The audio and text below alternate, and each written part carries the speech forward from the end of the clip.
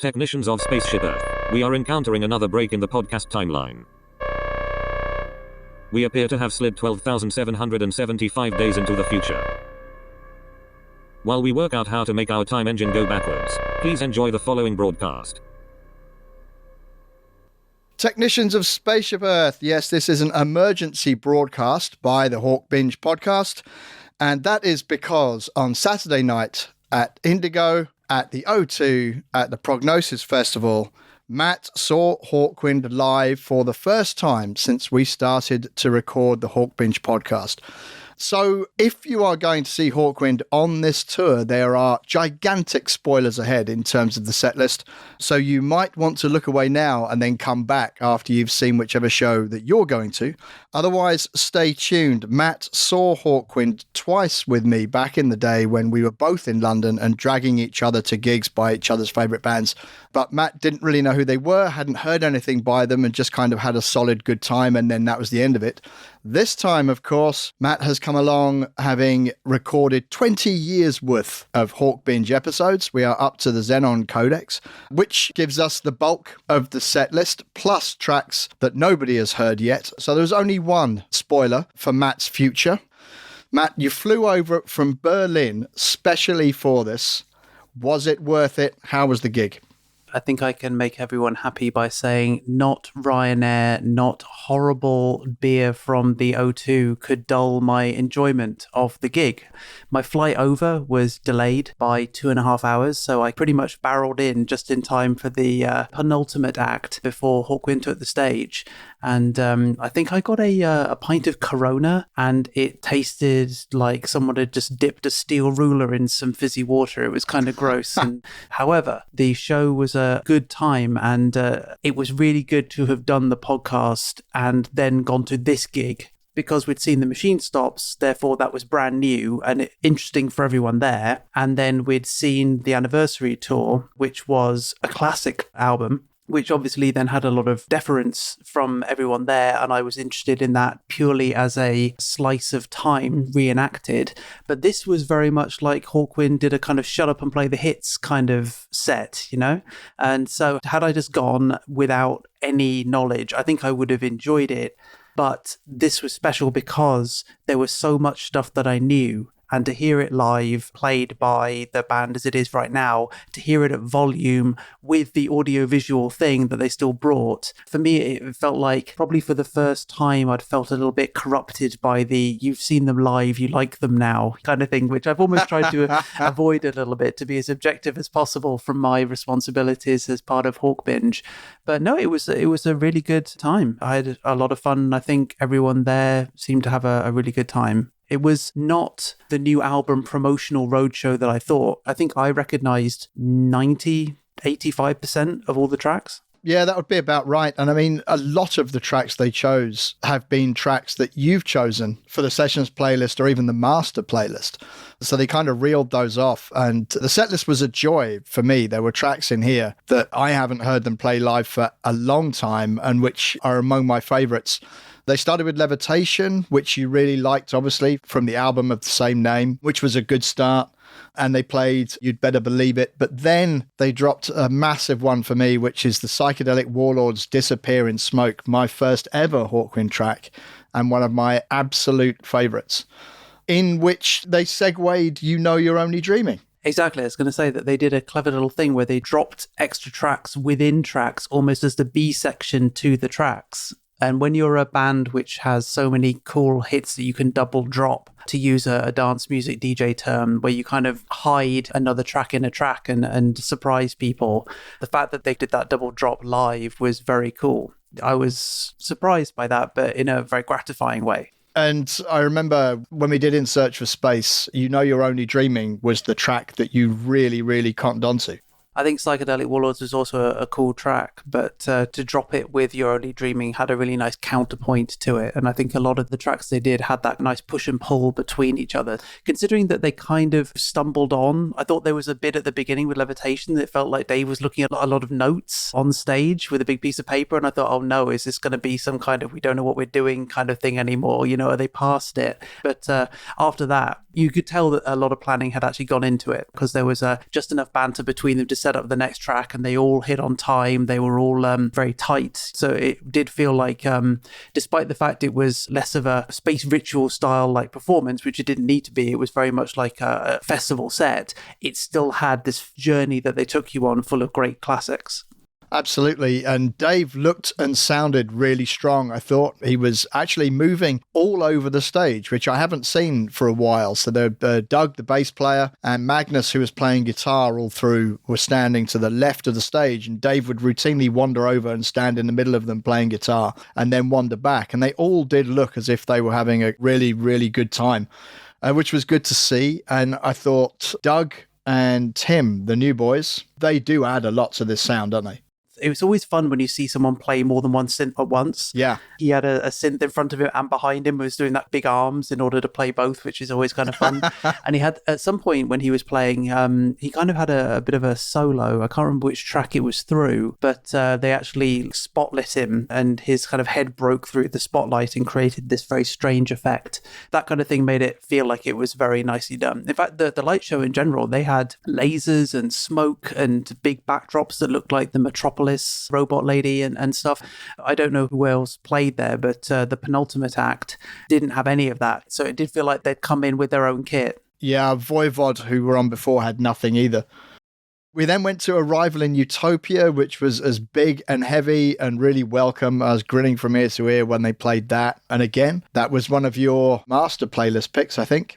Arrival in Utopia, I really felt like they made it their own, and that was really, really nice. Yep. That for me started to make it feel like they're doing what they're doing. They take their tracks and they recombine them, but for some reason Utopia worked a lot more for me. It didn't feel like we'd lost anything. In fact, if anything, it felt like they'd added more to it. Absolutely. Then we got treated to a couple of new tracks. One of them, which has been out for a little while, released in advance, Rama, The Prophecy, and then a new one, which I hadn't heard, The Beginning, which sounded pretty ace, kind of split into two parts. That was very cool with some interesting sampling going on.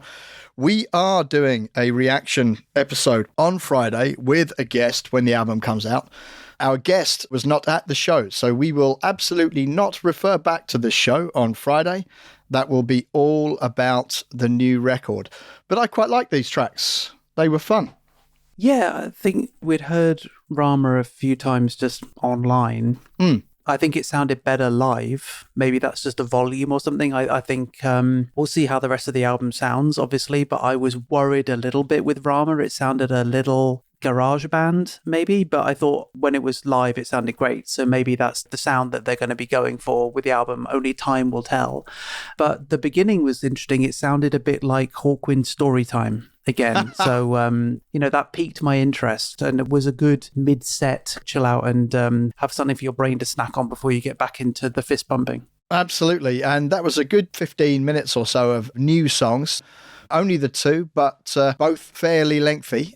Back on familiar territory, we got a spirited version of Spirit of the Age. Yeah, that was good. It felt like Hawkwind knowing their audience. The one thing I was wondering all the way through it with a slight wince was, what are they going to do with that line? And I actually liked the fact that when we got to Still Underage, Dave actually put his hand almost like to his knee and made an almost like, you're too young to ride this roller coaster gesture, rather than, as we've said, the possible 70s sexualization issue. He actually changed it to much more like, no, you clearly can't come into this club. That's quite funny. I didn't pick up on that at all.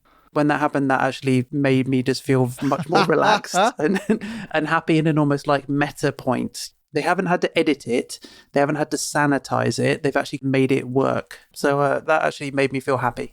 That was a key moment for me, which was nice to resolve, I guess, from my listening context. Fair. And we reached the moment of truth, the moment that we've all been waiting for.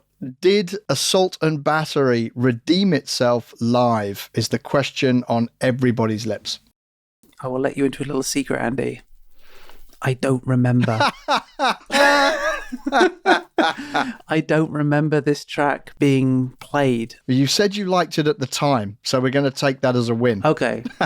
We'll take that. I think it wasn't as dirgy, was it? Even with the new synth guy, I felt like they played it more like the Black Swordy live-y kind of version, more 80s-y version than the classic. Yeah. Again, either that or maybe just the sound really made it work in a live environment. Yep, absolutely. And then Golden Void, which again, big favourite. That was, again, wasn't expecting the back-to-back because I know that happens in the album, but you and plenty of other people have said that they split those tracks up a lot of the time. So to get the Golden Void, again, I felt like it wasn't so much that they played Assault and Battery and Golden Void like they were 2 tracks. I felt they did another double drop like they did with You're Only Dreaming and Psychedelic Warlords. Because actually, I didn't even realize it was Golden Void for a second until they started doing On the Edge of Time, poundy bit. So then I was like, oh God, it's the Golden Void. That's awesome. And then they went back into Assault and Battery for a second. So that was the second time they did a little dip. So I liked the sandwich that they did there again. I think it worked. Very much so. Then we got the one track from the 90s, Right to Decide, which was good fun, a bit rocky. Something for you to look forward to, Matt. Yeah, again, I think there was something about this part of the set. Maybe I was just much more into it and stopped trying to make notes. Yeah. And just got swept away in it. But actually, I don't remember much about this apart from I had fun. No, fair play. It's a fun track with a bit of a political edge to it, which we will get to in due course. And we rounded out the night with Brainstorm, which made me happy that they rounded out with Brainstorm rather than Silver Machine. I thought it was a bit of a killer version of Brainstorm. Yeah, it was nice. It was a high energy. If you think about all these tracks, they are all pretty high energy. And it was a festival thing. They got to 11 o'clock. We knew that was curfew. We knew they weren't doing a encore. So to end on Brainstorm, I thought was a nice way of just proving they still got it. Lots of energy. By that point, I think all the crowd was engaged. It was less punky, I guess, like the original one, but still lots of big thumping energy that brought all 5 of them together. And I thought by this point, I was like, the drummer looks older than Brock, and he's doing a hell of a job keeping all this together. Yeah, Richard Chadwick was very strong. Yeah, you were surprised when I told you our next studio album at the start of the 90s is his first album with the band. Not much of a spoiler alert, because I'd have told you that in about 2 weeks' time anyway. So yes, he's been there for a long time at this point.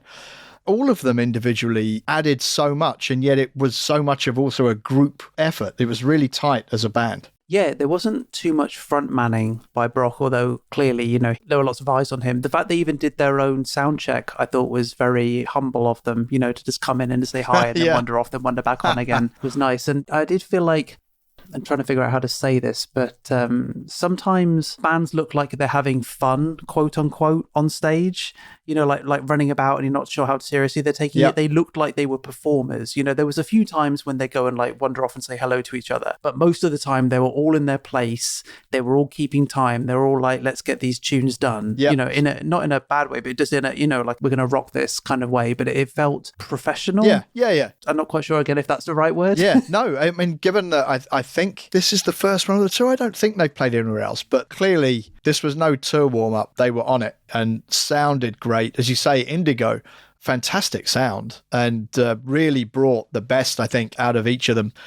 And I would have to say, for me, I was really happy that this was one you came over for, because this was the strongest that I think I've seen them for quite a long time. And the set list was my favourite for a very long time, particularly with Psychedelic Warlords, Arrival in Utopia, and You're Only Dreaming. Things like this were a real treat. So yeah, if you'd have not made it or your plane had been delayed and I'd have stood there and watched that, I would have been slightly gutted not to have had you there to witness it. So I'm glad that you saw them on such good form and came away having enjoyed it. It would have been a long flight home if you hadn't. It would have been, but I think it was nice for sure because, how I try and listen to this with the more casual listening, the detailed listening, the vibe listening. It was nice that this set was able to cater for both the detailed listening and the vibe. There was plenty of vibe. Obviously, when it's live, it's different. And I don't know if this helps to mollify any of the people that get annoyed with me for not liking live albums, but I can definitely say that Hawkwind are good live if you are there to see them live. Yep. I'm still not a massive fan of the live album as a format. However, they are still very good live. And it was nice to hear tracks which I'd enjoyed in a more detailed listening experience put into that context because, it's just another way of experiencing it. Absolutely. I mean, neither of us are huge listeners to live albums, but we both go to a humongous number of gigs. So live is very much our thing. Recorded live, slightly less so. So yeah, that works. So there you go. You've heard it from Matt himself, Matt's first Hawkwind gig as someone who actually knows and has listened to and understands Hawkwind as much as anyone understands Hawkwind. And I think we are calling that a pretty big win. If you're listening to this and you have yet to see them on this tour, then you're in for a bit of a treat, I think. And let us know what you thought. And if you're umming and ahhing about going and seeing them, I would recommend that you do. There you go. Can't get a better ringing endorsement than that. So that's it, really. Just a short bit of dispatches from us from the gig. And in the meantime, we have our reaction episode to the new album that will follow not long after this one with our guest. Then we have our 80s wrap up to completely end season 2 before we hit the 90s. And we have another guest for that. And then the voyage will continue into the 1990s. So until Friday, we will call it a day. Cheers, Matt. Thanks, Andy.